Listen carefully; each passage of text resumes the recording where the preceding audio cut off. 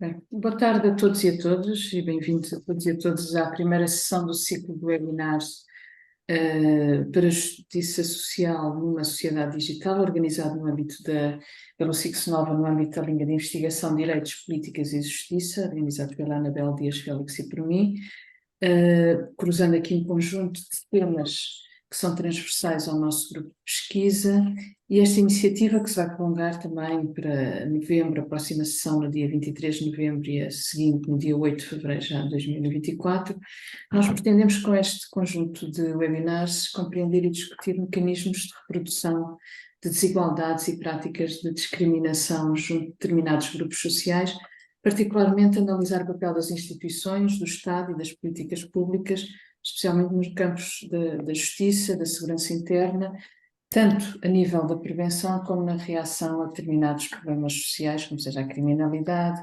como seja outras questões ligadas ao contexto de segurança e justiça.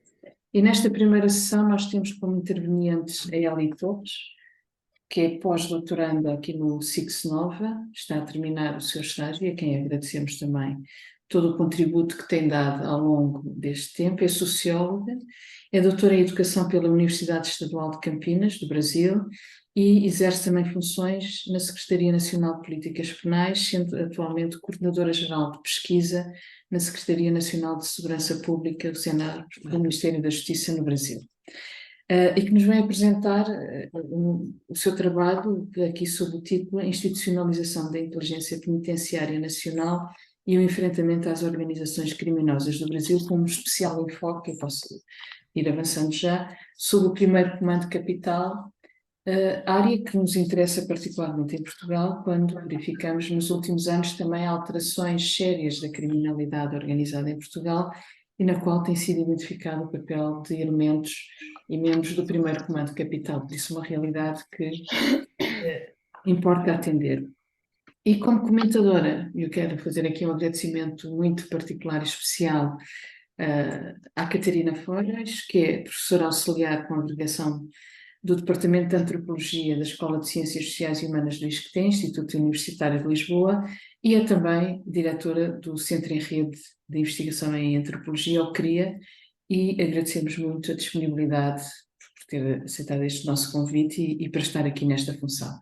E para não perdermos mais tempo, eu passo já a palavra a Eli para a sua apresentação, e depois teremos o comentário e algum tempo de debate. Olá, boa tarde a todas. Obrigada, professora Maria João, pelas considerações, pela apresentação.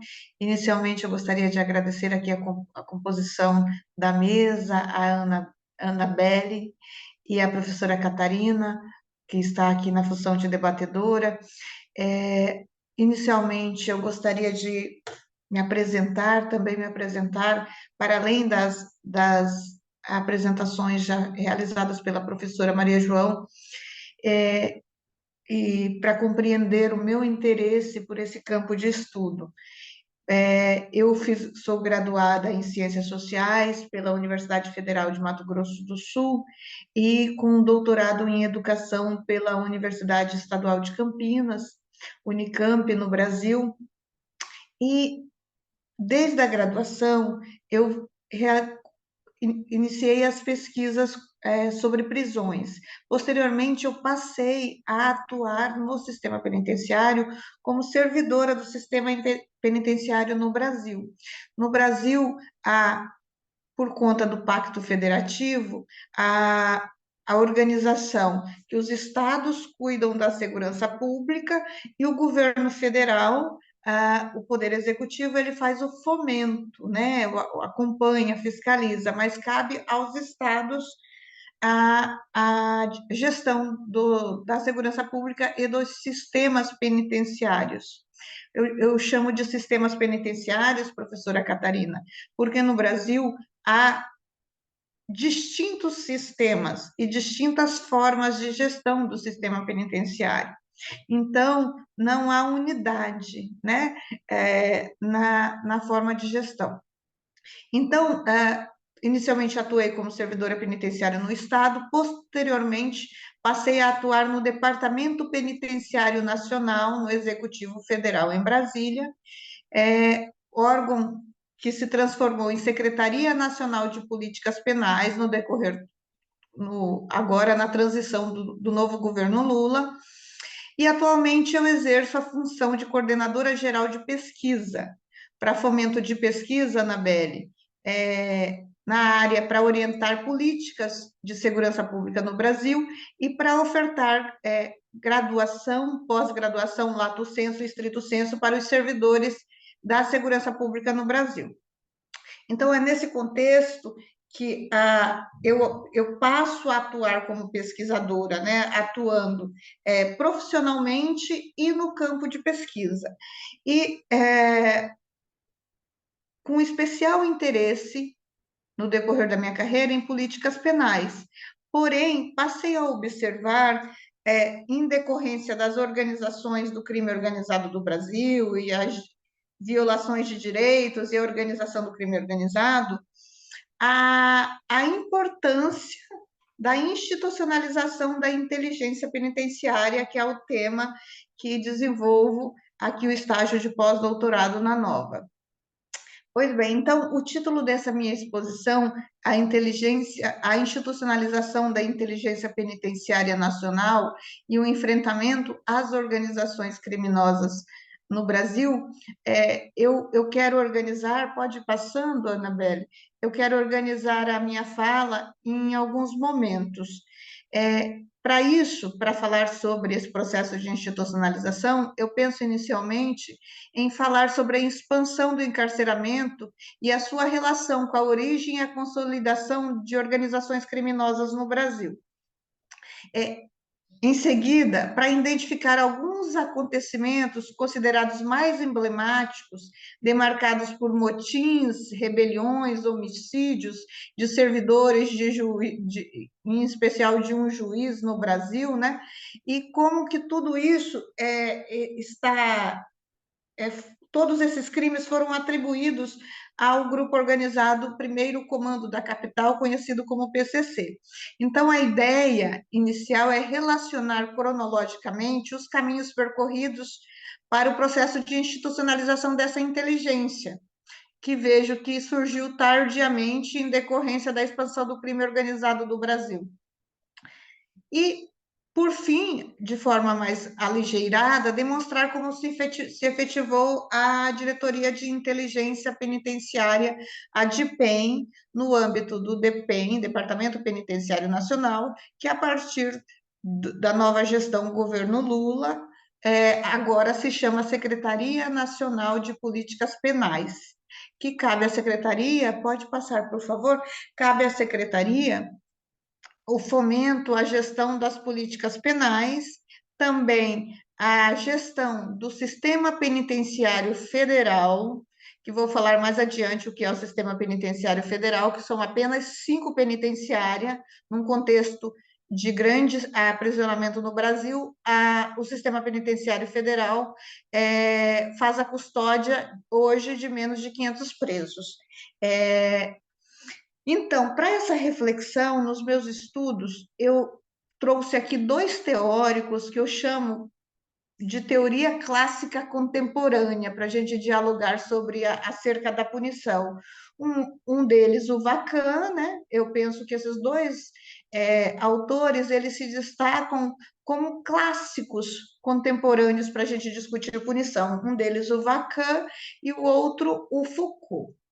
Eu utilizo com frequência esses 2 autores, sobretudo o Vacan, na perspectiva que ele indica que o fenômeno do encarceramento está intimamente relacionado ao endurecimento da legislação e à expansão de políticas neoliberais nos Estados Unidos, na Europa, na América Latina, né? Que ele, por analogia, ele discute algumas questões da América Latina, e que esse autor também ele entende que o sistema de justiça criminal, dentro do sistema de justiça criminal, o sistema penitenciário, eles se destinam à função de modelagem social, que, por um lado, demonstra, em alguma medida, uma soberania do Estado, e, por outro lado, funciona como um mecanismo simbólico que modela, né?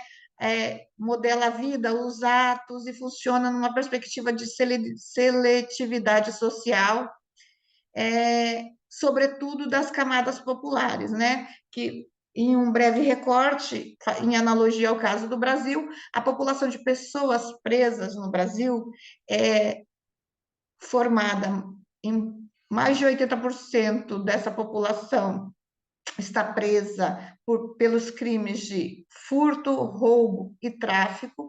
Esses crimes estão intimamente relacionados ao abuso de drogas, e a reincidência prisional também tem íntima relação com o abuso de drogas. Então, uma questão que, em alguma medida, poderia ser tratada como uma questão de saúde pública, é tratada como uma questão de segurança pública, de repressão, e que produz reincidência criminal, reincidência penal e cooptação pelas organizações criminosas.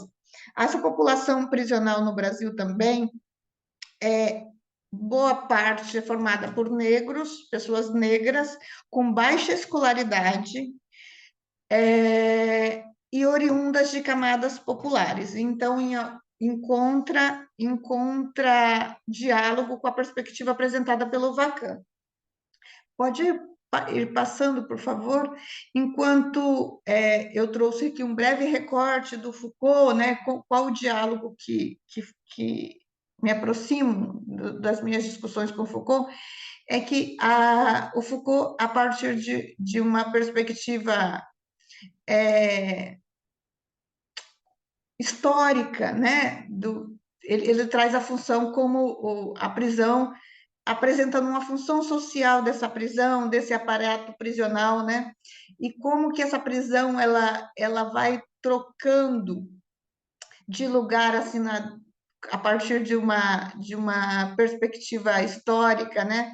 Então eu trouxe aqui algumas questões que o Foucault trabalha sobre a parte a perspectiva disciplinar dos corpos, né? Como a prisão ela modela os sujeitos a partir da subjugação dessas pessoas, a forma disciplinar que hoje, na atualidade, eu olho para as prisões brasileiras e eu falo, olha, esse modelo disciplinar ele é um modelo superado. Hoje o que nós temos, não que não exista a disciplina, né? Mas hoje a gente vive também um modelo muito mais do controle do que o disciplinar. Mais adiante eu posso retornar a essa discussão. Pode passar, por favor, Anabelle. Então, a partir desse panorama inicial, eu gostaria de discutir com vocês como que se organizou, né, como que se colocou essas organizações criminosas e esse encarceramento no Brasil. Para isso, eu trouxe alguns apontamentos. Então, se for possível, você passar, Anabelle? Então, eu trouxe aqui um dado, que ele é um dado de junho de 2022, que em junho de 2022 o Brasil aprisionava 837 mil pessoas. A Senapem, ela estimava um déficit de vagas de 191.799 vagas. Mas o que é vaga no Brasil? Que eu visitei aqui algumas penitenciárias e existe muita distinção entre a concepção de um aprisionamento no Brasil e, por exemplo, aqui em Portugal. Então, no Brasil não se tem claro, por isso eu chamo de sistemas penitenciários, não se tem claro o que é vaga. É metro quadrado? É cama no alojamento? É possibilidade de se colocar um colchão para essa pessoa custodiada passar a noite? Então, cabe aos estados informar a União, no caso a Senapem, quantidade de presos e quantidade de vagas. Porém, esse dado é informado, mas não significa que é um dado real. E na minha compreensão, tanto de servidora do sistema penitenciário como de pesquisadora, que o déficit de vaga é infinitamente maior, porque não existe uma base de cálculo para estimar o que é vaga. Então, a população, por grupo de 100 mil habitantes, a população de pessoas presas no Brasil, ultrapassa 392, a marca de 392 por cada grupo de 100 mil habitantes. Então, há uma perspectiva que a população de pessoas presas no Brasil, ela cresce a taxas de 6, 7, 8, com variações por cento, em relação ao crescimento da população em geral. Por que que se cresce tanto? Por que que se encarcera tanto no Brasil? Por que que nos anos 90 nós tínhamos, em 1993, nós tínhamos, que é o ano do surgimento do PCC, Primeiro Comando da Capital, nós tínhamos 126 mil pessoas presas e hoje ultrapassamos a taxa de 800 mil pessoas. É possível relacionar a duas legislações. Uma é a legislação dos crimes hediondos, que é uma legislação dos anos 90, e ela sofreu várias modificações, vários pesquisadores no Brasil, sobretudo os pesquisadores do Núcleo de Estudos da Violência da USP, temos vários estudos, estudo da Camila Dias, por exemplo, que mostra a relação da legislação com a elevação do encarceramento, e outra, as prisões também estão intimamente relacionadas a esse crescimento das pessoas presas, do número de pessoas presas, à lei de drogas. É uma lei do ano de 2006, que inicialmente essa legislação ela pretendia descriminalizar o uso, né, o pequeno porte, mas como ficou uma legislação não objetiva, então ficou possível e discricionário ao entendimento do legislador ou do policial. Então, no Brasil, daí nós temos um estudo do Marcelo Campos da Silveira, salvo engano, que uma pessoa, um estudo que o Marcelo fez no estado de São Paulo, que uma pessoa presa com pequena quantidade de drogas em um bairro das camadas populares, em um bairro periférico, e se essa pessoa estiver com uma pequena, portando pequena quantidade de drogas, que poderia ser caracterizado como uso, e portar um celular, e portar pequena quantidade de dinheiro, essa pessoa ela é conduzida à delegacia pela autoridade policial, e é oferecida uma denúncia, o delegado pode oferecer uma denúncia, ao Ministério Público conduzir a denúncia e o judiciário condená-lo a uma pena de prisão por tráfico,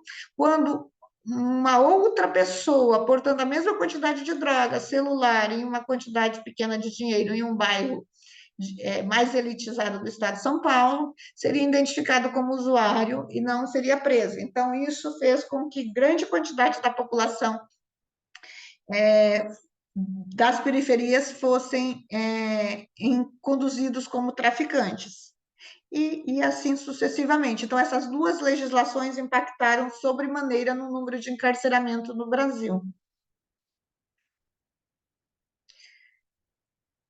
Com esse crescente encarceramento, os investimentos em infraestruturas, em servidores penitenciários, não acompanharam essa elevação. Então, com isso, esses fatores agrupados ao crescimento dos encarcerados, as condições inadequadas de custódias de prisão no Brasil, contribuíram significativamente para a elevação de taxas de homicídios e motins e rebeliões nas prisões. E surgindo o que eu chamo de dissidências de grupos criminosos com origem nas prisões. Então, o país aumentou, se tornou, do ponto de vista legislativo, cada vez mais punitivista. O Estado não estava preparado do ponto de vista estrutural, ou para oferta de assistências penais, e com isso, essas pessoas foram acondicionadas em condições inumanas e favoreceu para o surgimento e dissidências de grupos criminosos dentro das prisões.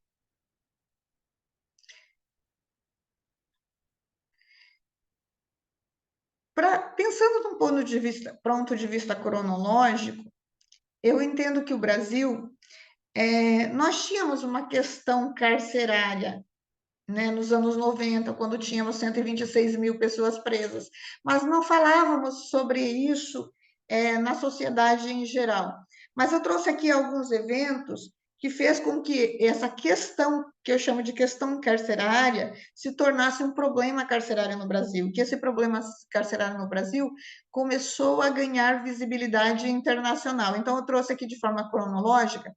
Em 1979, surge o Comando Vermelho, que é um grupo criminoso que foi formado por presos políticos durante a ditadura militar. Então, tinha perfil distinto o Comando Vermelho. Em 1992, ocorre o motim do Carandiru, né? Quando 111 pessoas foram mortas pela Polícia Militar do Estado de São Paulo. Isso foi um motim, não foi uma rebelião, porque para se caracterizar rebelião, deve existir pauta reivindicatória. E até hoje não se sabe o motivo correto pelo qual levou ao motim que os presos iniciaram brigas dentro da prisão e que aconteceu a barbárie das 111 mortes. Em 1993, um ano após, os presos em Taubaté, eles jogavam futebol. Dois times, um dos times se chamava Primeiro Comando da Capital. Então, eles jogavam, e há relatos que os presos naquele período sofriam violências por parte de representantes institucionais. E durante aquela briga, que eles brigaram com representantes do outro time, eles vitimaram um representante do outro time e eles conversaram sobre isso. E daí a Karina Biondi fala sobre isso, a Camila Nunes Dias, né, que pesquisam sobre o PCC, e que eles disseram, olha, o que fizerem contra um, nós vamos fazer contra dois deles, né? E eles falavam isso a respeito dos agentes penitenciários. E aí, do ponto de vista histórico, da história datado, surge o PCC a partir dessa desavença no jogo de futebol em 1993. Inicialmente, o PCC ele surge como representação de presos que reivindicavam o cumprimento da legislação, que no Brasil é a Lei de Execução Penal. Então, eles reivindicavam as garantias de direitos à pessoa presa prevista na legislação, na LEP. Posteriormente, esse grupo ganhou outras características, inclusive características de criminosas, enfim, de liderança em tráfico de drogas, de armas, mas inicialmente o grupo tem essa perspectiva de representação das pessoas presas.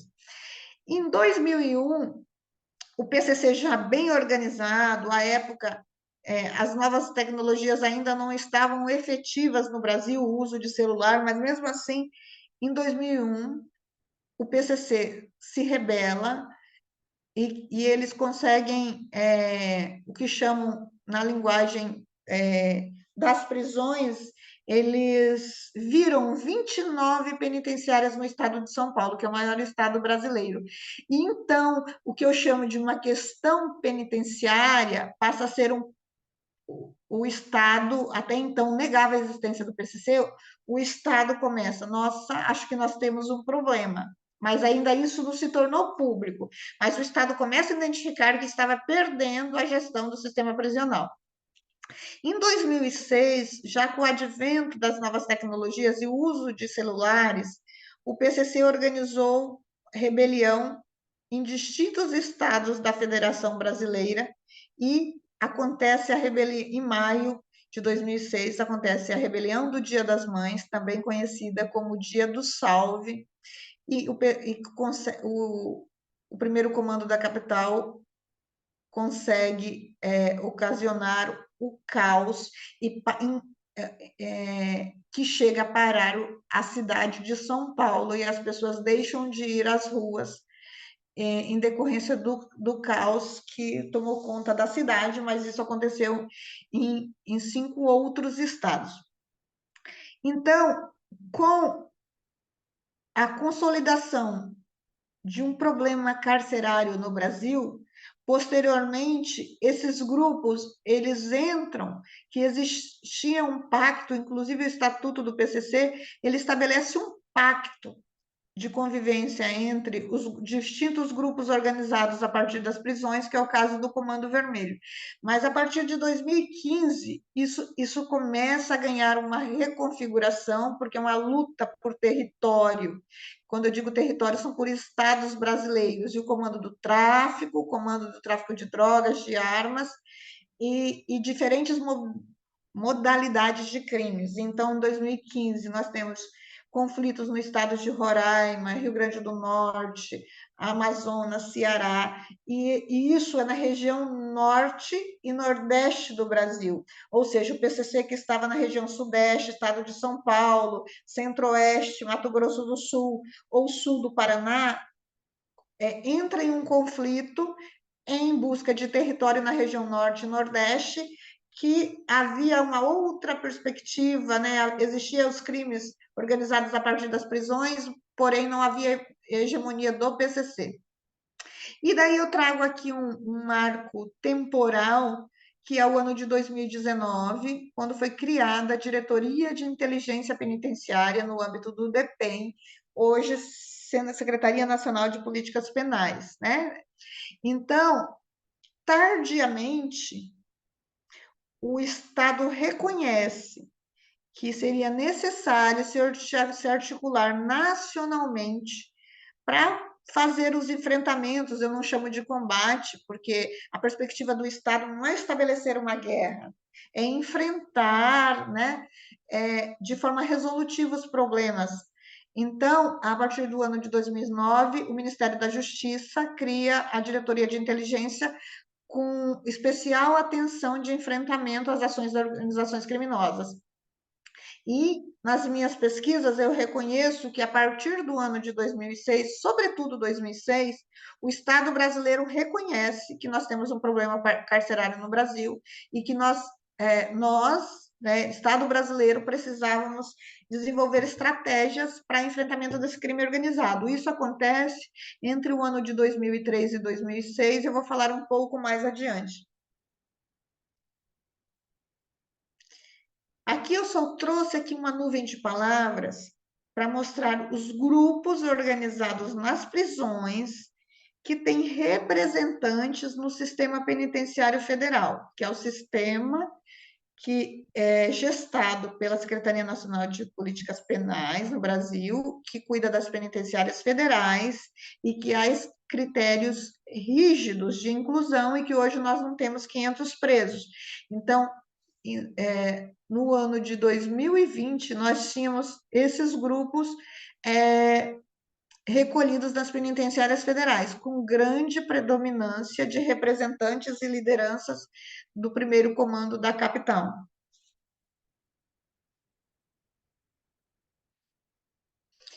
Para ilustrar isso que eu disse, eu trouxe aqui ações de enfrentamento ao Estado, que eu chamo de enfrentamento ao Estado, e algumas rebeliões que eu já mencionei aqui de forma mais aligeirada, mas o PCC ele atua em alguns ramos, porque ramos de negócio do crime organizado, que seria o que eles chamam de novo cangaço, que eles fecham as cidades brasileiras, pequenas cidades, e com isso roubam os bancos e sequestram pessoas. É uma modalidade que se dá com mais frequência nos estados do Nordeste e com alguns eventos no interior do estado de São Paulo. A execução e ameaça de servidores públicos policiais, juízes, agentes penitenciários estaduais e federais, e o histórico de rebeliões, que, como eu já disse, há 29 presídios se rebelaram no ano de 2001, a grande rebelião do Dia do Salve, Dia das Mães, 2006, com essa busca de hegemonia na região norte e Nordeste, eu trouxe aqui alguns casos da região Norte, 33 mortes, massacres, né? Em Roraima, em 2017, 56 mortos no presídio Compage, no complexo, em 2019, 62 mortes em Altamira, no Pará, em 2019. Todas mortes caracterizadas como massacres violentos ocorridos dentro das penitenciárias, que, na minha perspectiva como pesquisadora, o país perdeu, né, o Estado brasileiro, representado pelos estados locais, perderam a possibilidade de fazer a gestão quando se permite crimes bárbaros como aconteceram durante esses massacres. E essa luta por hegemonia nesses estados está intimamente relacionada, como eu disse anteriormente, ao tráfico internacional de drogas, de armas, e na região norte, a possibilidade do tráfico pelos rios, que é uma nova modalidade de tráfico de drogas e armas, e então existem esses enfrentamentos em decorrência desse mercado.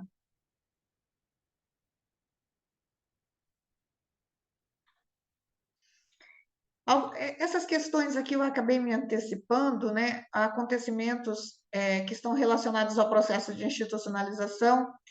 Então, eu trouxe aqui no ano de 2001 as rebeliões do Estado de São Paulo. Elas encontram no tempo e no espaço relação com alguns investimentos feitos no setor penitenciário. Por exemplo, no ano de 2003, acontece a criação do regime disciplinar diferenciado. Eu não estou discutindo se foi eficaz ou não, eu estou relacionando apenas as ações do Estado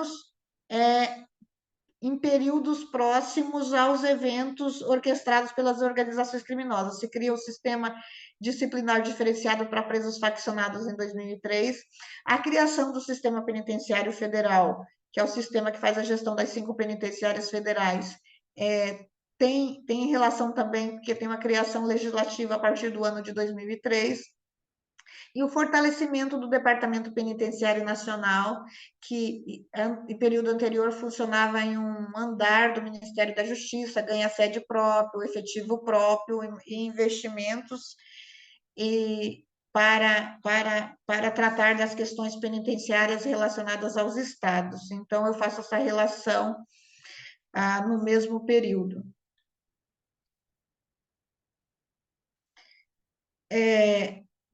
No ano de 2019, o PCC ele surge no estado de São Paulo e a liderança do PCC ela permanece no estado de São Paulo em todo o tempo.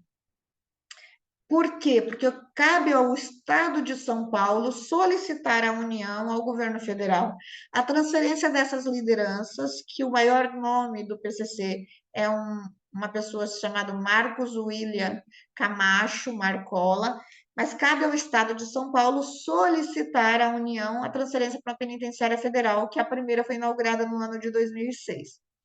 Porém, o Estado de São Paulo sempre preferiu ficar com a gestão dos presos, das lideranças do PCC no Estado de São Paulo. Porém, com a notícia que haveria uma fuga,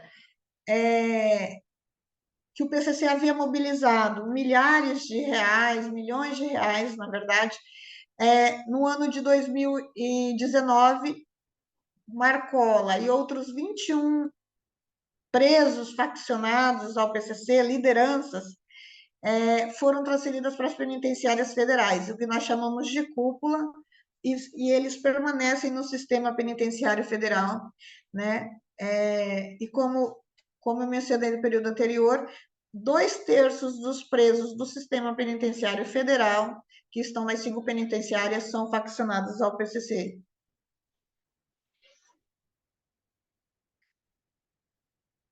Então, nesse contexto, com o advento de um problema carcerário no Brasil, com o Estado brasileiro reconhecendo que existe um problema carcerário, surge a Diretoria de Inteligência Penitenciária. Pode passar. Então, com aquela mesma cronologia do surgimento do crime organizado, das rebeliões, e como tardiamente o Estado brasileiro ele começa a se movimentar numa perspectiva de enfrentamento ao crime organizado, né, de ações relacionadas à atuação do crime organizado, eu mapeei que no ano de 2007 acontece o primeiro movimento no Ministério da Justiça com a criação de uma coordenação geral de inteligência. Essa coordenação geral de inteligência, ela tinha a responsabilidade de coordenar a inteligência do sistema penitenciário federal, daquelas penitenciárias que até então a União fazia gestão apenas de 2 penitenciárias federais.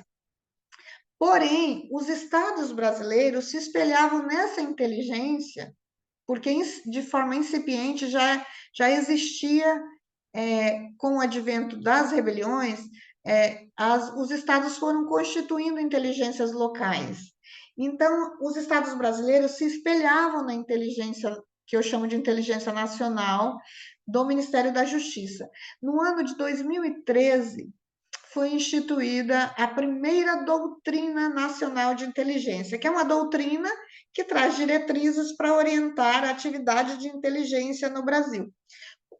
A inteligência, no campo da pesquisa, ela é vista como o lado obscuro da força, né? Como antagonista às políticas penais. Mas eu resolvi pesquisar sobre inteligência e falar sobre inteligência na perspectiva da prevenção, porque se o Estado brasileiro investir em políticas públicas, de uma perspectiva da prevenção, de pensar programas, ações, diretrizes para orientar os estados, com isso podemos preservar vidas de pessoas presas, preservar vidas e reduzir a criminalidade que é orquestrada a partir da prisão. Então, eu vejo a inteligência nessa perspectiva. Então, em 2018, na transição novamente do governo, existiu uma janela de oportunidade, porque já existia um diálogo em curso que o Estado brasileiro precisava fazer enfrentamentos à crescente onda de violência provocada nas prisões e a partir das prisões para a sociedade envolvente, que o Estado brasileiro precisaria se opor a isso, a partir de diretrizes nacionais. Então, no ano de 2018, na transição do governo, se inicia uma discussão e em janeiro, 1º de janeiro de 2019, o novo governo instituiu a Diretoria de Inteligência Penitenciária no âmbito do Ministério da Justiça, compreendendo que tardiamente seria necessário fazer esses enfrentamentos à crescente onda de violência que ocorre a partir das prisões.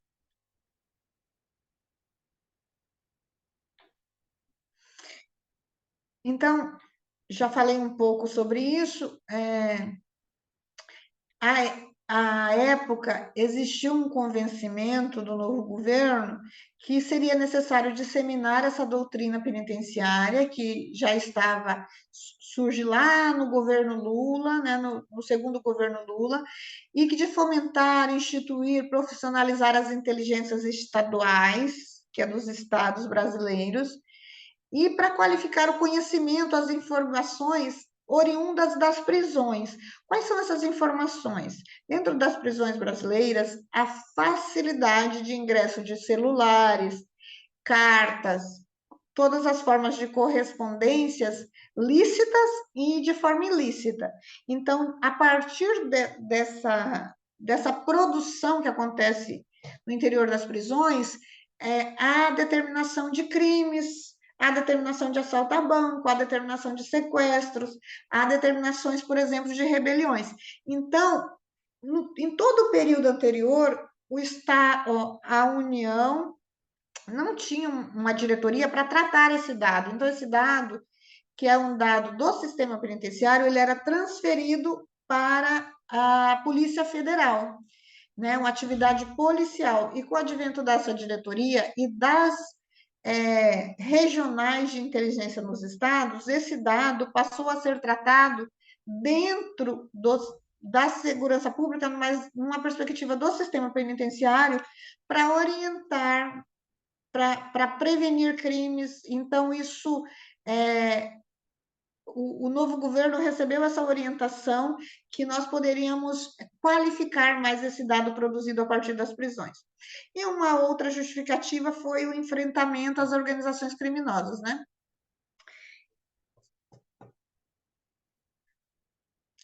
Aqui eu trouxe a estrutura da atual diretoria de inteligência, que gentilmente a diretoria cedeu o organograma, que esse organograma não é público.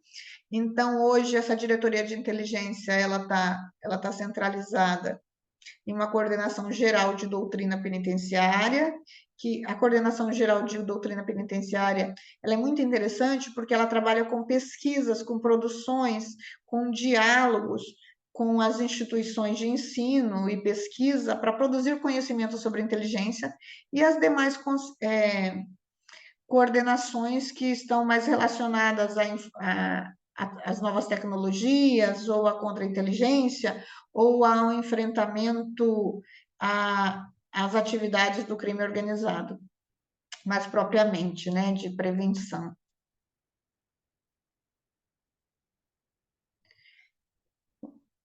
Falar brevemente aqui, meu tempo já se foi, sobre as competências e os desafios dessa nova diretoria. Então, quando eu falo da institucionalização dessa diretoria, não falo na perspectiva que é uma pronta resposta eficaz aos levantes de organizações criminosas ou que atividade de inteligência descolada da efetivação de políticas penais, de saúde, de educação, de acesso ao lazer dessas pessoas presas, que apenas a inteligência seria uma resposta, não existe nenhuma relação com isso, mas é da perspectiva de dialogar e mostrar como o Estado brasileiro está se organizando em relação à pauta das organizações criminosas. Sobre as competências da diretoria, eu trouxe aqui as principais competências, que é de planejar, coordenar, integrar, orientar e supervisionar como agência central a inteligência penitenciária nacional. E, inclusive, entre as previsões, existe uma que eu acho muito, muito interessante, que é essa: propor estudos e pesquisas para o aprimoramento das atividades de inteligência e do enfrentamento ao crime organizado. E assim sucessivamente. Existe uma perspectiva bastante robusta, né, da previsão normativa sobre as atribuições da diretoria no âmbito do Ministério da Justiça.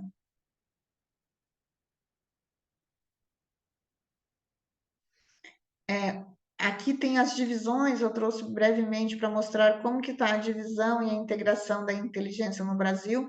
Então, são representações regionais do governo federal, né, do que eu chamo de União, nas regiões do Brasil, em 5 regiões do Brasil: Norte, Nordeste, Sudeste, Sul e Centro-Oeste do Brasil, que tem essas regionais, essas representações, têm essas competências previstas na legislação. E os representantes regionais, eles devem compartilhar os dados, com especial atenção, os dados relacionados às organizações criminosas que atuam a partir da prisão, sobre egressos foragidos vinculados às organizações criminosas em suas respectivas regiões. Com a medida, as regionais são responsáveis pela comunicação de ações pertinentes ao sistema prisional estadual e ao federal, e entre as quais os registros de casos efetivos ou tentados de rebeliões, motins, óbitos, fugas ou resgates. Então, com essa previsão, é muito clara a preocupação do Estado brasileiro, a partir da representação nas regionais, né, com possíveis ações e novas rebeliões do crime organizado. Um caso que nos chamou muita atenção foi que, com a transferência do Marcola e dos outros 21 presos para o sistema federal, o Estado brasileiro ficou muito tenso naquele momento, né? Qual seria a reação do PCC em decorrência dessas transferências, já que a liderança sempre permaneceu no Estado de São Paulo? E nos causou espanto, me causou espanto na perspectiva de pesquisadora, que eles não se rebelaram, não houve nenhuma ação pontual e efetiva do PCC em relação a isso. Os pesquisadores avaliam que isso aconteceu porque o PCC, como negócio, como empresa,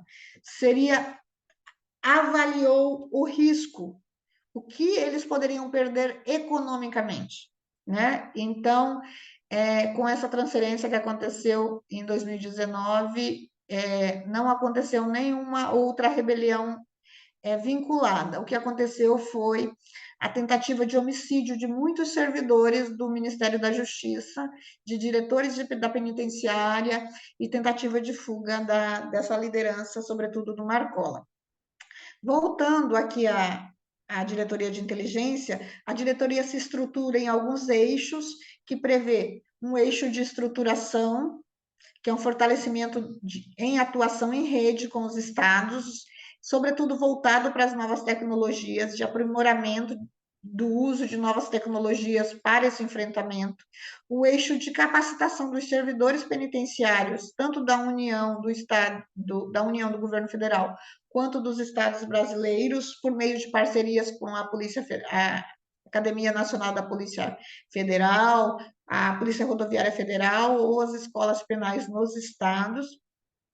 E tem o eixo também da gestão de dados, que traz alguns equipamentos, alguns sistemas de gestão de dados, como o Palasnet, a Rede Cronos e o SISDP Indivíduos, que eu vou falar rapidamente do que se trata, e o eixo integração, já que o Brasil ele é continental, a Senapem busca, a partir da Diretoria de Inteligência, integrar por meio de eventos e cursos relacionados, eventos técnicos, mas com debates teóricos também sobre aprisionamento e crime organizado no Brasil.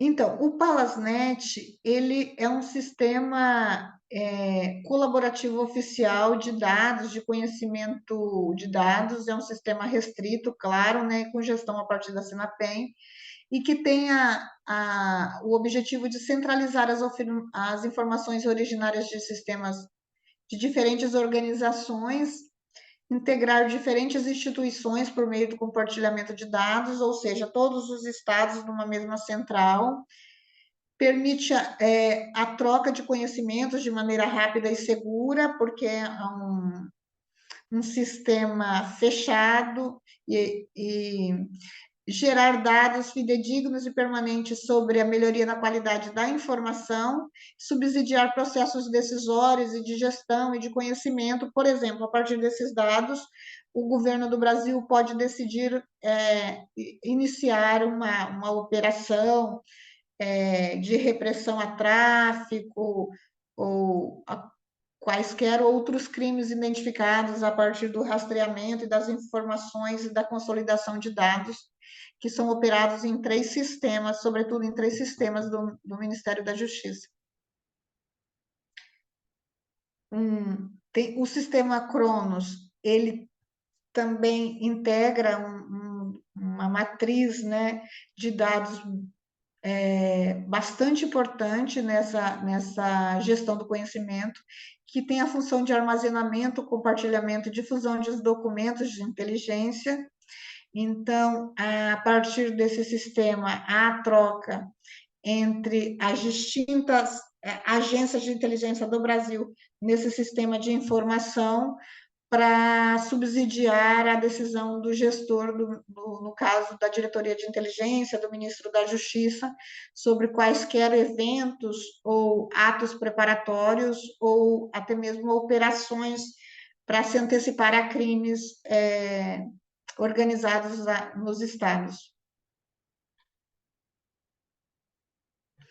E, por fim, o sistema SISDP Indivíduos, que é um sistema que ele busca em tempo real, já que o Brasil tem diferentes sistemas e muita dificuldade de gestão de dados, e os dados eles não são tratados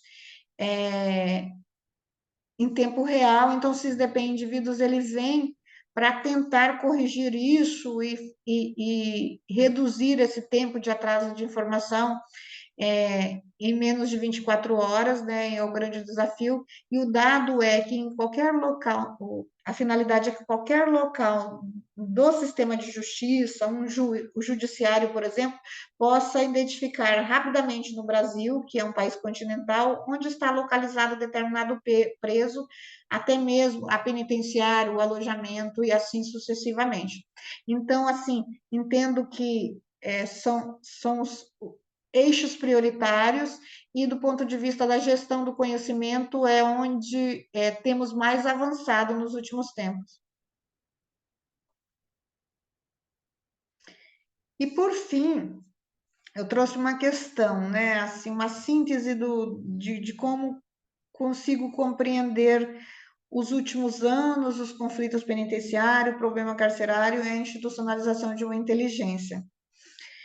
Eu penso que a gestão integrada dos dados produzidas pelas agências de inteligência, tanto da União como dos estados, poderá, em tese, tanto coibir o domínio de grupos criminosos sobre os demais custodiados do sistema prisional, quanto reduzir, né, os crimes, os enfrentamentos feitos pelas organizações criminosas que atuam a partir das prisões ao Estado brasileiro, como reduzir, por exemplo, essas práticas de que nós chamamos no Brasil de novo cangaço, que são os assaltos a banco, tráfico internacional, tráfico de armas, né?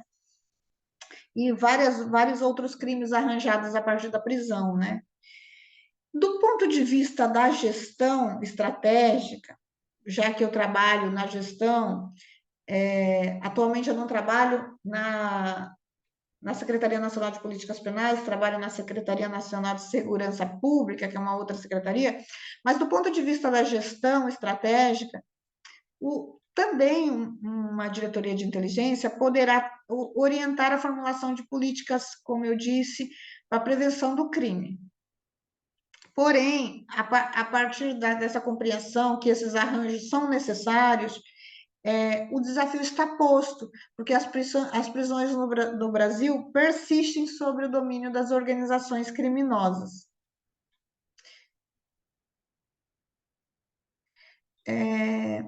Então, essa discussão, eu trouxe essa apresentação desse contexto mais geral, né, do que acontece no Brasil sobre crime organizado, aprisionamento e institucionalização de uma diretoria de inteligência, porque o caso do Brasil é muito específico, muito distinto e muito complexo. Então, conversei com a professora Maria João, que seria interessante compartilhar essa troca, e isso tudo está presente no artigo que ficou ao final da Revista Brasileira de Segurança Pública. Eu agradeço novamente a oportunidade, professora. Deixe estar a professora. Eli, nós é que agradecemos a partilha da sua experiência, a visão detalhada que nos trouxe sobre a construção de políticas públicas com um determinado foco. E se é verdade que realmente o Brasil é continental, é uma extensão, e quando pensamos na comparação com Portugal, A verdade é que enquanto estava a ouvi-la não podia deixar de pensar naquilo que são os instrumentos e a recolha de dados do sistema prisional em Portugal, com bases que datam da década de 90, com ausência de instrumentos tecnológicos ainda de recolha, e de facto a mensagem que nos dá, as recomendações que aqui nos deixa de pensar seriamente a importância da inteligência penitenciária e todo o seu trabalho aqui de pós-doutoramento tem vindo nesse diálogo entre também aquilo que se passa em Portugal e aquilo que pode ir recolhendo e verificando de facto as diferenças significativas. Mas pronto, eu não vou alongar em comentários, vou a passar a palavra à Catarina Frois para um comentário e agradecer mais uma vez a ambas a vossa presença aqui e partilha. Obrigada, obrigada Maria João e Anabel, e obrigada Eli pela tua, pela tua apresentação e pelos vários elementos que trouxeste aqui. É muito interessante pensarmos, por um lado, o que são os direitos humanos dentro das prisões, não é? Que para mim talvez fosse aqui o ponto de partida, até para pensarmos algumas da própria cronologia que tu trouxeste, não é? O que são os direitos humanos dentro das prisões, qual é a missão da prisão, independentemente de estarmos no Brasil, nos Estados Unidos, em Portugal, na Noruega, não é? Porque tem uma missão, porque tem um propósito, porque deve, em princípio, respeitar uma Constituição, não é? E portanto, traz sempre traz-me sempre imensas questões, várias coisas que tu foste falando e que nós popularmente sabemos, seja através das notícias, seja eu li o livro do Carandiru, também vi o filme do Carandiru, não é? Portanto, mas de facto há aqui várias questões que me parecem complicadas. E se calhar eu tinha aqui mesmo uma provocação para ti, que era mesmo o que é específico na criminalidade do Brasil, porque as coisas que tu falas, não é? Do tráfico de drogas internacional, do tráfico de armas, lá está, é global, não é? Vai havendo flutuações ou diferenças nos meios, um, no tipo de transporte, no tipo de pessoas que praticam os crimes, mas são crimes já que não surgiram agora, não é? E, e quando tu situas nos anos 90 o início a progressão do encarceramento com com o endurecimento da legislação dos crimes hediondos e depois mais tarde com a nova lei das drogas, nós em Portugal tivemos a lei das drogas 15 anos antes e esse mesmo processo de sobrelotação das prisões verificou-se nessa altura, não é? Mas tenho sempre imensas questões em relação ao caso brasileiro por uma razão muito simples, que é, por um lado, a pobreza, não é? A Uhum, pobreza, e tanto existe dentro como fora da prisão, não é? É muito transversal. E o mesmo acontece em Portugal e em toda a população reclusa mundial. Isso nós vemos pelas várias estatísticas e os vários relatórios, não é? Estamos sempre a falar de pessoas com pouca escolaridade, com, com experiências de vivência de violência no cotidiano, pessoas sujeitas a discriminação, seja étnica, seja racial. Portanto, é muito, essas questões são muito transversais.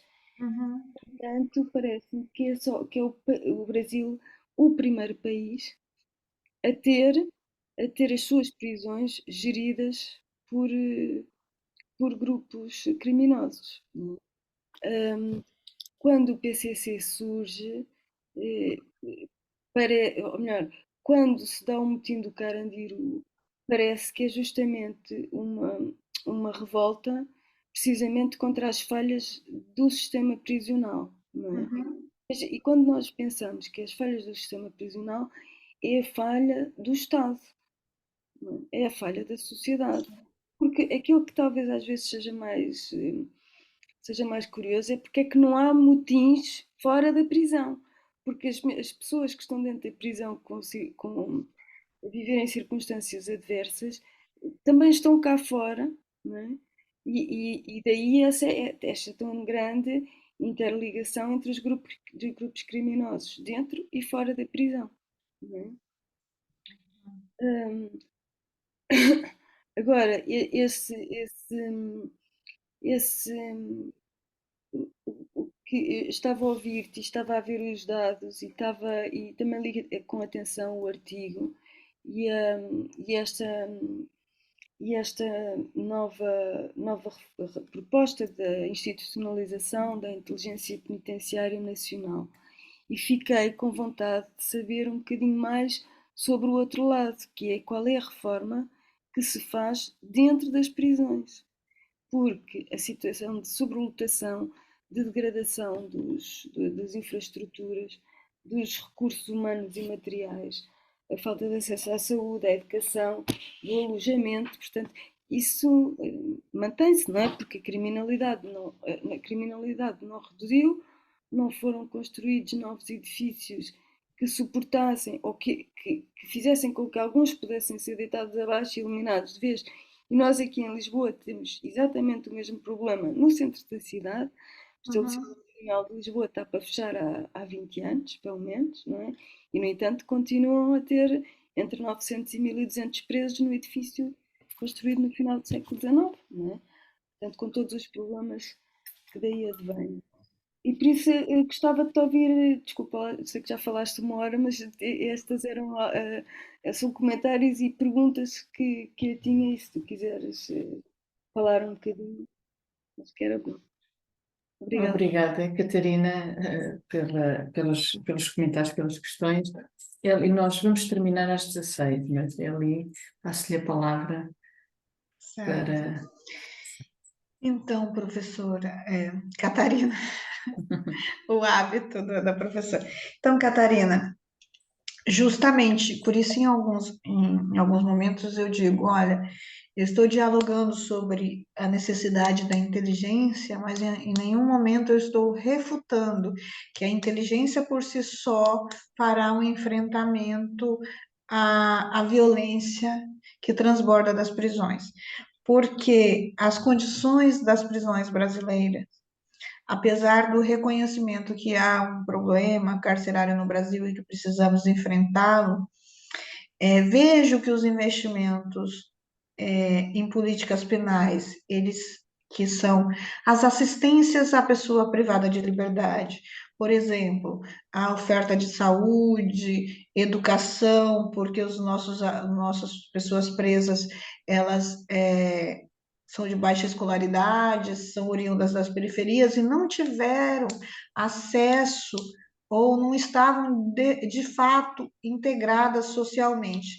Inclusive, eu refuto o termo ressocialização, que é muito empregado no Brasil, porque refuto por quê? Porque essas pessoas elas não estavam integradas socialmente em período anterior, porque como socióloga, nós somos forjados por nosso acesso às instituições sociais. E essas pessoas não, em tempo oportuno, não tiveram um acesso adequado a essas instituições, às escolas, ao espaço público, aos espaços da cidade, ou mesmo às instituições religiosas. Então, tardiamente, acessam o Estado que funcionou para essas pessoas apenas para a repressão das camadas populares, essas pessoas chegaram à prisão e no momento posterior elas demandam políticas públicas, que são as políticas penais, porque tiveram esse acesso a essas políticas públicas cerceadas em meio livre, em meio aberto. Então, também o Estado, com esse jogo perverso, traz esse nó para o sistema de justiça criminal, sobretudo para as prisões, né?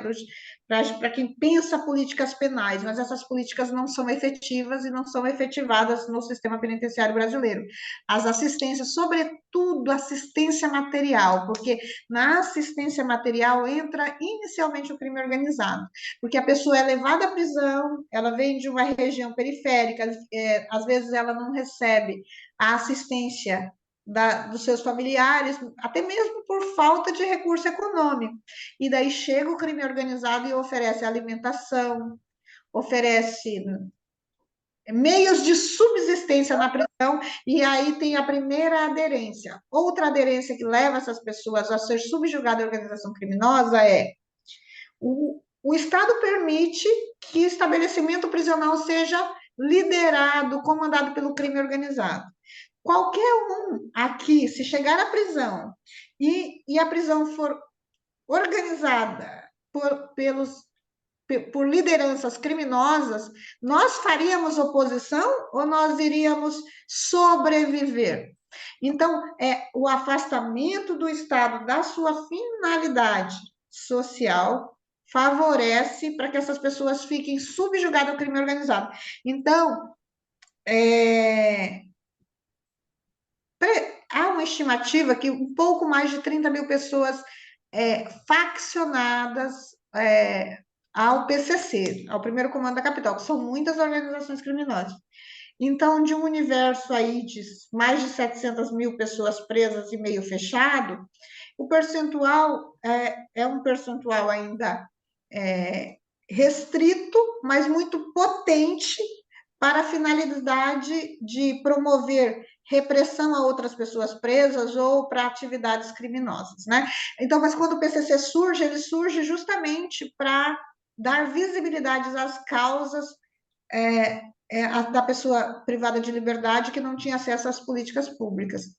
Então, a resposta é: o Brasil tem esse grande desafio de efetivação de políticas penais.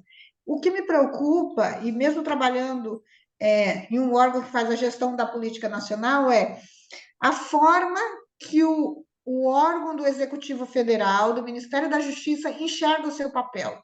Ele não enxerga o seu papel como um órgão fiscalizador, porque existe no Brasil o Pacto Federativo, que é a independência dos estados para a gestão e a União repassa o recurso.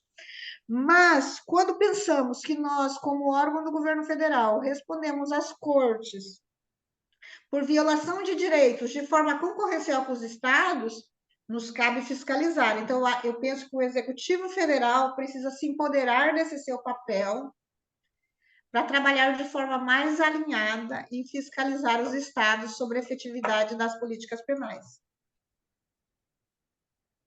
Muito obrigada, Eli. Não sei, Catarina, se queres fazer mais algum comentário. Justamente, eu acho que é justamente por aí que é muito interessante, porque nós conseguimos perceber, lá está, eu acho que a dimensão, que pelo menos a mim que mais me interessa, é sempre a dimensão política. É mais a parte da efetivação, da implementação das políticas para determinados setores. Não é? E como isso depois se transforma quase num. Produz indivíduos cumpridores, outros não cumpridores, mesmo que aquilo que se tenha estimado inicialmente fazer nunca tenha sido feito. Não é? Exato. Portanto, e esse discurso é o que nós temos em Portugal também, que há as reformas prisionais vão se sucedendo e continua sempre. Não se resolve porque nunca se concretizam as medidas que já vêm há 50 anos, quase. Portanto, Exatamente. por isso é interessante. Por outro lado, também acho que este é sempre aquele tema bom para.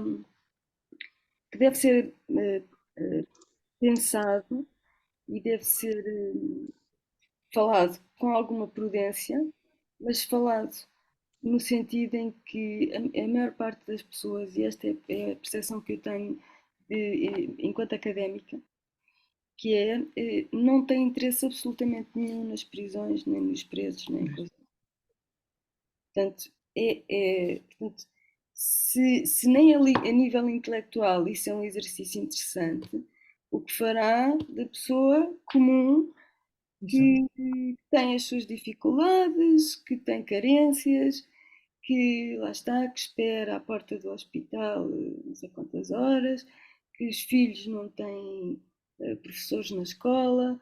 Portanto, essas pessoas ainda mais desinteresse terão sobre as questões prisionais, sobre a população reclusa, e portanto, e aqui, no fundo, o que acaba por ser sempre prejudicado para uns e outros é a garantia dos direitos humanos. E, Exatamente. não é? Sendo a começar pela própria prática da justiça e da sua efetivação.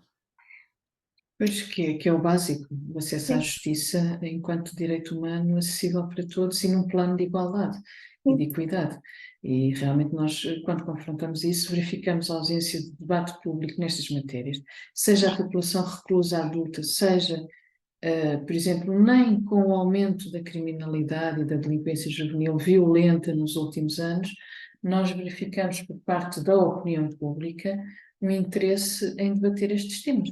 Pelo contrário, é o arrumar, é o tirar da vista e que estejam longe da vista, longe do coração, porque são os outros que nós não queremos que façam parte, e por isso isto leva-nos a discussões, do ponto de vista depois teórico, muito mais densas, mas eu queria agradecer às duas, não sei se a Anabela tem qualquer questão ou comentário a Por acaso, colocar, ainda temos aqui 10 minutos, calculo que tenha aí muitos.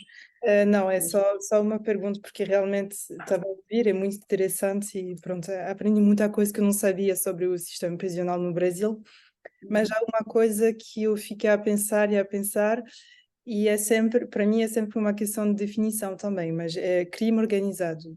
Eu realmente é um termo que eu tenho muito problema com este termo, porque crime organizado para mim é muito pesado e sinto que vem um pouco com a ideia que, não sei, tem uma organização muito estruturada no crime e sinto que isto não é bem a realidade, que é alguma coisa que é um pouco, que é muito flutuante, que depende das pessoas, mas as pessoas vão, vêm, as pessoas têm algumas pessoas que morrem, outras pessoas que são presas. E agora a pergunta que eu tinha é porque ali o que eu vejo é que tem uma diferença entre os presos normais e os presos faccionados. Só que dentro dos faccionados tem também a questão da influência das pessoas dentro da prisão. Às vezes não é uma escolha, uma pessoa tem que escolher um grupo para a proteção da pessoa, não é? E pronto, fiquei um pouco na dúvida de como que esta questão que é tipo complexificar o crime organizado e complexificar as relações dentro das prisões e como que, pronto, o sistema, pronto, a máquina política e as políticas públicas conseguem ver através destas sutilezas, vamos dizer, porque acho que é importante e não sei, para mim tem uma diferença entre um ator que é realmente central dentro de um grupo e um ator que está no grupo porque não tem escolha, porque é mesmo uma forma de proteger-se. Então, pronto, era uma pergunta que eu tinha sobre como que isto está pensado, não? Dentro do sistema. Eu não sei se a Eli se pode responder, depois também gostaria só de dar um comentário em relação a esta definição, mas Eli, avance, por favor. Pode, fique à vontade, professora. Não, não, essa questão, Anabela, a questão da definição do crime organizado, de facto, é muito premente e sobretudo porque nós temos, por exemplo, em Portugal, muito uma definição que é muito feita no âmbito da segurança interna, e é interessante como o Brasil tem o Ministério da Justiça e da Segurança Pública que corresponde ao nosso Ministério da Segurança Interna e nós temos em separado. Mas, por exemplo, recentemente, na audição até a jovens, e aqui estamos a falar de jovens do tutelar educativo, a diferença até que eles próprios colocam é entender o crime organizado numa perspectiva económica, numa perspectiva quase empresarial, em que pode ter aquilo que a Anabel refere de facto, que é quem está por pressão ou quem adere voluntariamente, temos os dois tipos, mas é aquilo que é um pouco a Eli também trouxe, que é, no fundo, são grupos com uma capacidade de suprir necessidades básicas, materiais, logo à partida. E no caso destes jovens, estamos a falar, não era a questão da proteção, era a questão mesmo de pagar o aluguer de casa cá fora, enquanto eles estavam, antes deles serem privados de liberdade. E estamos a falar de Portugal, não estamos a falar do Brasil, estamos a falar de situações concretas. Por isso quer dizer, agora, eu acho que isto é como o conceito de gangue, são conceitos que importa identificar, importa perceber que há diferentes perspectivas e ouvir o que é que são as perspectivas dos próprios atores envolvidos, que se vangloriam e que, inclusivamente, nestes casos destes jovens, que são do tutelar educativo, o termo usado não era grupo nem era gangue, era um termo de caráter empresarial, que é isso que é muito interessante. E foi a primeira vez que isto começou a ser ouvido. Não sabemos se está espalhado, se não está, são temas mas que surgiram pela primeira vez e que é na palavra dos próprios atores. Mas pronto, isto seria tema para o outro webinar, eu não quero também estar aqui a dominar, era só para a Elita.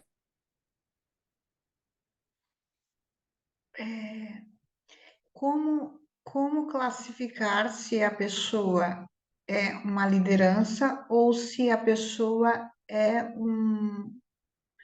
acabou aderindo à organização criminosa, porque existe um procedimento, um batismo, que em outro momento podemos falar sobre isso, mas existe um procedimento de inclusão, um batismo, indicação, uma anotação em livro próprio, mas por isso é tão importante, na minha percepção, a atividade de inteligência, porque é possível mapear, inclusive, o dado, qual o papel dessa pessoa em uma organização. E por isso, a partir do mapeamento, a classificação do status da pessoa presa, liderança e organização criminosa, e é um dos critérios para a inclusão dessa pessoa, caso o governo do estado solicite ao Ministério da Justiça a inclusão em penitenciária federal. Então, nós, do Sistema Penitenciário Federal, o Sistema Penitenciário Federal, ele não recebe inclusões de presos que não estão em liderança. Já aconteceu no passado? Já aconteceu, por influência política, o governador queria que determinada pessoa fosse, por outras razões, levadas ao Sistema Penitenciário Federal, que é um sistema de celas individuais, que não tem ingresso de celular, enfim. É um sistema muito distinto que temos no Brasil, mas, como disse, não temos 500 pessoas presas, é um sistema muito caro. E ser líder de organização criminosa é um dos critérios de inclusão. Temos alguns critérios e isso então, tem que exercer cargo de liderança. Agora, a possibilidade de engano, eu penso que mais do que isso, eu penso que o sistema de justiça se engana de forma continuada o tempo todo, porque o que a Annabelle coloca é como é perigoso imputar a alguém o fato de pertencer a uma organização criminosa, né? E que dano isso pode causar, tanto na privação de liberdade quanto o efeito para a vida, inclusive até de perder a própria vida em relação a isso. Mas são os grandes desafios postos, né? Então, se faz isso, o ideal seria uma sociedade sem prisões, mas eu penso que poderíamos reduzir boa parte das violências que acontecem a partir das prisões com alternativas à prisão, alternativas penais, e prestigiar a prisão para crimes contra vidas, crimes hediondos. Então, é preciso repensar como prendemos no Brasil. Muito obrigada, Eli. Isto daria para continuarmos aqui a discutir muito mais, Catarina, muito obrigada mais uma vez também pelos comentários. Anabel, também obrigada por todo o apoio, por toda a organização. E só relembrar a quem depois nos assista que temos a próxima sessão, dia 23 de novembro, continuando a discussão destes temas. Pronto, muito obrigada a todos e a todas. Terminamos por aqui. Obrigada. Obrigada. Obrigada. Obrigada.